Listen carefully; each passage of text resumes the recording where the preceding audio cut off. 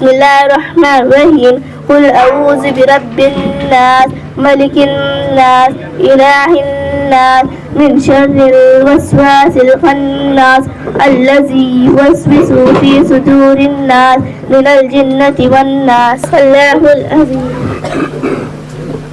فقد قال الله تبارك وتعالى في كلامه المجيد والفرقان الحميد أعوذ بالله من الشيطان الرجيم بسم الله الرحمن الرحيم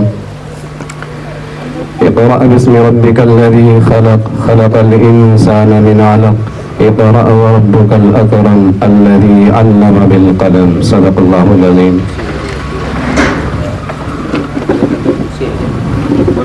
ہم تمام کے بہت ہی مشفق و مربی سرپرست اعلیٰ حضرت مولانا اسد اللہ صاحب باقوی دامت برکاتہم العالیہ،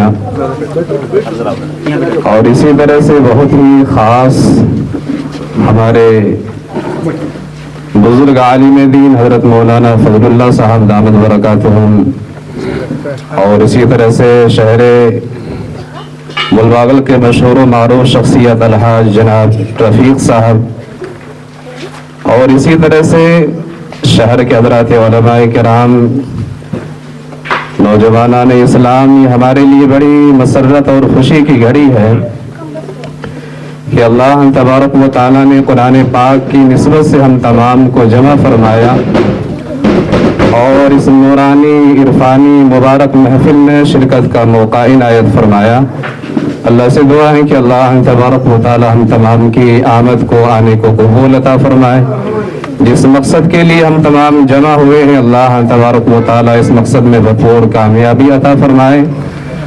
میں مبارکباد دیتا ہوں ہمارے بہت ہی چاہنے والے محبت رکھنے والے جناب سید سعادت اللہ صاحب کو.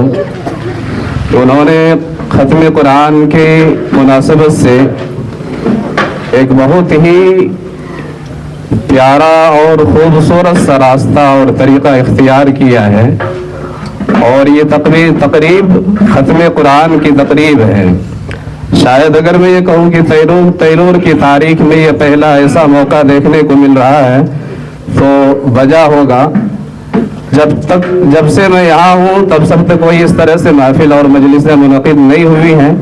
یہ میری حاضری میں اور میری موجودگی میں شاید یہ پہلی نشست ہے اور پہلی مجلس جو ختم قرآن کی نسبت سے لحاظ سے اس کو انعقاد کیا گیا ہے، اور اس کو اس طرح سے یہاں پر ہم تمام کو شرکت کا موقع عنایت فرمایا گیا ہے. بہرحال یہ کوئی معمولی مجلس نہیں ہے، یہ قرآن کی نسبت سے مجلس رکھی گئی ہے، نشست رکھی گئی ہے. اور جیسا کہ آپ نے حضرت مولانا اسد اللہ صاحب باقوی دامت برکاتہم العالیہ کی زبانی قرآن کے فضائل سنے ہیں. احادیث کے اندر اللہ کے رسول صلی اللہ علیہ وسلم نے نوع انسانی میں سب سے بہترین شخص اس کو فرمایا جو قرآن سیکھے اور دوسروں کو سکھائے. یہ قرآن کی نعمت بہت بڑی نعمت ہے، یہ قرآن کی دولت بہت بڑی دولت ہے. ایسی دولت ہے کہ اس سے انسان مرتد ہونے سے ارتداد سے بچ سکتا ہے. ایک بہت ہی مشہور و معروف عالم دین پالنپور کے ہیں مولانا زبیر صاحب. ان کی زبانی میں نے سنا کہ حضرت تھانوی رحمۃ اللہ علیہ کے دور میں ارتداد کی ایک لہر پڑی ہوئی تھی، تو حضرت مولانا اشرف علی تھانوی رحمۃ اللہ علیہ نے اس زمانے کے جو کبار علماء ہیں، بڑے بڑے علماء ہیں، انہوں نے قریوں کو بھیجا، دیہاتوں کو بھیجا اور وجہ اور اسباب کو معلوم کرنا چاہا کہ لوگ بڑی تعداد میں ارتداد کا شکار کیوں ہو رہے ہیں. تو جو بڑے بڑے علماء تھے انہوں نے قریوں کا دورہ کیا، دیہاتوں کا دورہ کیا. دیہات کا دورہ اور قریے کا دورہ کرنے کے بعد جو اسباب اور سبب اور جو شکل سامنے نکل کر آئی، کہا گیا ہے کہ یہ قرآن سے دوری کی وجہ سے ہے. اور وہ حضرات ارتداد کا شکار نہیں ہوئے تھے جنہوں نے قرآن کو پڑھا تھا، ناظرہ قرآن ختم کیا تو قرآن سے ان کو وابستگی تھی. تو یہ قرآن کا پڑھنا، دیکھ کر پڑھنا یا برزبانی پڑھنا، یہ ارتداد سے انسان کو بچانے والا عمل ہے۔ اللہ سے دعا فرمائے کہ اللہ تبارک و تعالی ہم تمام کے آل و اولاد کو، ہماری نسلوں کو ارتداد سے محفوظ عطا فرمائے۔ ایک مختصر سا واقعہ آپ حضرات کی گوشے گزار کر اپنی بات کو ختم کروں گا کہ ایک بہت بڑے اللہ والے تھے، ولی اللہ تھے، عالم دین تھے، ان کا انتقال ہو گیا۔ ان کے جو شاگرد رشید تھے، خواب میں آنے کے بعد پوچھا کہ حضرت آپ کا کیا بنا؟ تو انہوں نے کہا کہ اللہ تبارک و تعالیٰ نے میری مغفرت فرما دی اور جنت کا اللہ تبارک و تعالیٰ نے حقدار بنا دیا ہے، اور میری قبر کو حد نگاہ تک کشادہ فرما دیا، اور اس میں سے جو اہم بات یہ ہے کہ جنت میں میرا جو پڑوس ہے، وہ جو شخص جنت میں جو پڑوسی ہے، وہ کوئی بڑا عالم نہیں ہے، بڑا نمازی نہیں ہے، بڑا عابد نہیں ہے، بڑا روزے دار نہیں ہے، بلکہ معمولی سا انسان ہے، معمولی شخص ہے، کلی مزدوری کرنے والا۔ تو بڑا تعجب ہوا ان کے شاگرد کو کہ بھلا اتنا بڑا عالم ہے، اتنے بڑے اللہ کے ولی ہے، دوست ہے، جنت میں ان کا پڑوس ہونا اور ان کا ساتھی ایک معمولی آدمی، یہ کیسے ہو گیا؟ تو ان کو بڑا حیرانی ہوئی۔ تو انہوں نے خواب سے بیداری کے بعد ان کے گھر کو گیا اور ساری حالات کو انہوں نے پوچھنا جانچنا شروع کیا۔ تو جب ان کے گھر کو گئے تو جب گھر میں جانے کے بعد سوال کیا تو ان کی مرحوم کی بیوی تھی، انہوں نے کہا کہ میرے شوہر کوئی بڑا نمازی نہیں تھا، بڑا عابد نہیں تھا، بڑا متقی پرہیزگار نہیں تھا، ان کو تو قرآن دیکھ کر پڑھنا بھی نہیں آتا تھا، وہ ناظرہ دیکھ کر قرآن پڑھنا بھی نہیں جانتے تھے۔ البتہ ہم لوگوں کی نگاہ میں نظر میں یہ عمل بہت ہی اچھی طرح سے واضح تھا کہ جب وہ قرآن کھول کر بیٹھتے اللہ کے حضور میں، اللہ کے دربار میں، وہ کہتے اللہ مجھے قرآن پڑھنا نہیں آتا ہے، میں قرآن پڑھنے سے محروم ہوں، لیکن وہ قرآن کے آیتوں پر ہاتھ رکھتے، انگلیاں پھیرتے اور کہتے کہ اللہ آپ نے یہاں صحیح فرمایا ہے، آپ نے برحق فرمایا ہے، اور جتنا وقت ان کو میسر ہوتا وہ اس طرح سے قرآن کے آیتوں پر اپنی انگلی پھیرتے تھے اور اللہ تبارک و تعالیٰ سے دعائیں کرتے تھے۔ تو اس اللہ والے کی جو شاگرد تھے انہوں نے کہا کہ یہی راز ہے کہ اللہ تبارک و تعالیٰ نے ہمارے استاذ کے اور ایک اللہ کے ولی کے جنت میں پڑوس ہونا نصیب عطا فرما دیا۔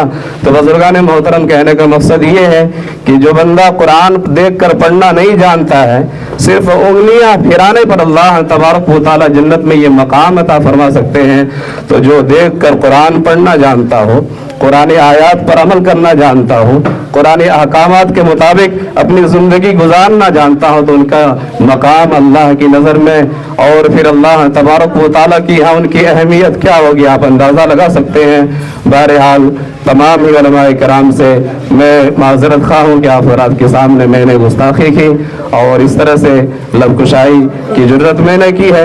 پھر سے ایک بار میں جناب سید سعادت اللہ صاحب کو مبارکبادی پیش کرتا ہوں، مبارکباد دیتا ہوں کہ یہ بہت ہی بہترین قدم انہوں نے اٹھایا ہے اور یہ لوگوں کے لیے ایک مشعل راہ ہے۔ اگر ان کو دیکھتے ہوئے کوئی اس طرح سے قدم اٹھائیں گے تو انشاءاللہ اللہ کی ذات سے پوری امید ہے کہ اجر و ثواب کے یہ حقدار ہوں گے۔ اللہ تبارک و تعالی ہم تمام کے جمع ہونے کو قبول عطا فرمائے۔ وآخر دعوانا الحمدللہ۔ الرحمن الرحیم قل هو اللہ احد اللہ الصمد لم یلد ولم یولد ولم یکن له کفوا احد۔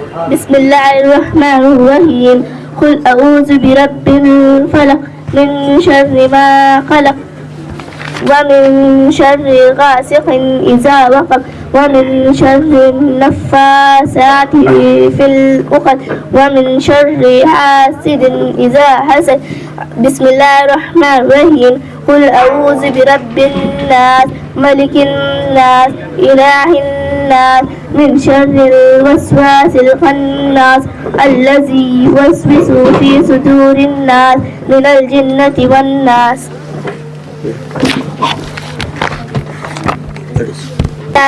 بسم اللہ الرحمن الرحیم الحمد للہ رب العالمین الرحمن الرحیم مالک یوم الدین ایاک نعبد و ایاک نستعین اہدنا الصراط المستقیم صراط الذین انعمت علیہم غیر المغضوب علیہم ولا الضالین۔ آمين. بسم الله الرحمن الرحيم. ألف لام ميم. ذلك الكتاب لا ريب فيه هدى للمتقين الذين يؤمنون بالغيب ويقيمون الصلاة ومما رزقناهم ينفقون والذين